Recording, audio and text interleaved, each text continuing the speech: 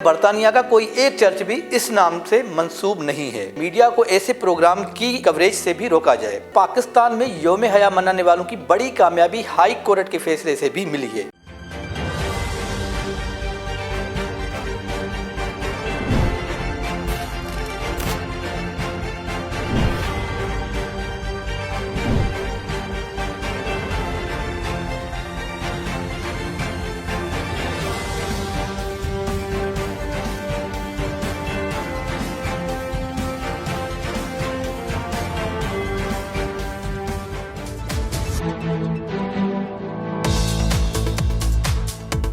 السلام علیکم دوستو، میں ہوں آپ کا میزبان منصور نواز۔ مسلمان ویلنٹائن ڈے نہیں منائیں گے، یوم حیا منائیں گے۔ 14 فروری کو ایک طبقہ سرخ پھولوں کا تبادلہ کرے گا تو وہیں پر ایک طبقہ یوم حیا کے عنوان سے محبت کے نام پر ہونے والی فحاشی عریانی کے خلاف حجاب، شرم، حیا اور اسلامی اقدار کو پروان چڑھانے کے لیے مختلف تقریبات منعقد کرے گا۔ یہاں پر میں ایک بات بتاتا چلوں، پاکستان میں یوم حیا منانے والوں کی بڑی کامیابی ہائی کورٹ کے فیصلے سے بھی ملی ہے۔ اسلام آباد کی ہائی کورٹ نے سرکاری سطح پر ویلنٹائن ڈے منانے اور میڈیا پر اس کی تحشیر کرنے سے روک رکھا ہے، اور اسلام آباد کی انتظامیہ کو یہ حکم بھی دے دیا ہے کہ وہ عوامی مقامات پر ویلنٹائن ڈے منانے کی اجازت نہ دے۔ عدالت نے اپنے حکم میں وزارت اطلاعات، پاکستانی الیکٹرانک میڈیا اور ریگولیٹری اتھارٹی پیمرا کے حکام سے کہا ہے کہ میڈیا کو ایسے پروگرام کی کوریج سے بھی روکا جائے۔ یاد رہے کچھ دن پہلے کراچی میں اتوار کے روز ویلنٹائن ڈے منانے کے خلاف مظاہرہ بھی کیا گیا تھا۔ میں آپ لوگوں کو بتاتا چلوں کہ سینٹ ویلنٹائن ڈے ایک تصوراتی اور شک و شبہ میں گندھا ہوا کردار ہے جو کہ عیسائیت کی 3 صدی میں رومنوں کے عہدے سے تعلق رکھتا تھا۔ یہ بھی کہا جاتا ہے کہ ویلنٹائن دو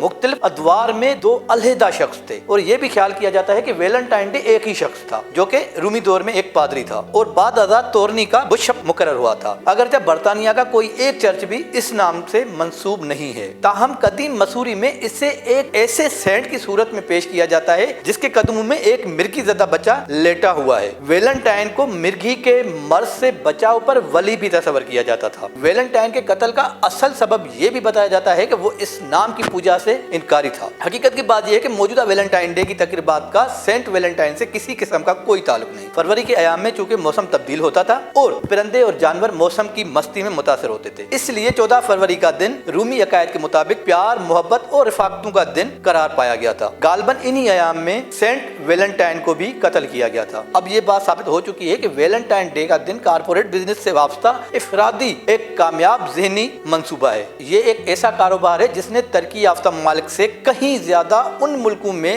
دھن سمیٹا ہے جو ترقی پذیر ہیں۔ ویلنٹائن ڈے ایک ایسے معاشروں میں رہنے والوں کو خوش ہوا کا جھونکا محسوس ہوتا ہے، جبکہ خوش ہوا کا جھونکا نہیں، ایک وقتی خط ہوتا ہے جو پانی کے بلبلے کی طرح نمودار ہوتا ہے جو لمحے میں معدوم ہو جاتا ہے۔ مغرب کو اس دن کو منانے کی بات تو سمجھ آ جاتی ہے کہ مغرب کی ترقی اور تہذیبی احساس اساطیر الاولین پر استور ہے، لیکن اسلامی ممالک میں اس دن کو پذیرائی یقیناً اشنبے اور فکر کی بات ہے، اس لیے کہ ان ممالک کے پاس ایک آفاقی پیغام حیات ہے، ایک ٹھوس طرز زندگی ہے اور ایک ایسا نظام ہے جس کی بنیاد ہی محبت و یگانیت پر رکھی ہوئی ہے۔ ہم مسلمانوں کو اس بات پر غور کرنا ہوگا کہ 14 فروری کو یہ دن منانا ہمارے لیے جائز ہے یا ناجائز، یہ جانتے ہوئے کہ اس دن سے ہمارے دین کا کوئی تعلق نہیں۔ مسلمان اس دن کو کیوں منائے؟ اگر منائے تو یہ ان کی بدبختی نہیں تو اور کیا ہے؟ ایک طرف ہم اللہ اور اس کے رسول صلی اللہ علیہ وآلہ وسلم کی پیروی کی باتیں کرتے ہیں اور عمل یہودیوں کے طور طریقے پر کرتے ہیں۔ یاد رہے اسلام میں عورت کا نام محرم کو دیکھنا بھی منع ہے، حتیٰ کہ اپنے کزنز سے بھی پردے کا حکم ہے، اور مرد کو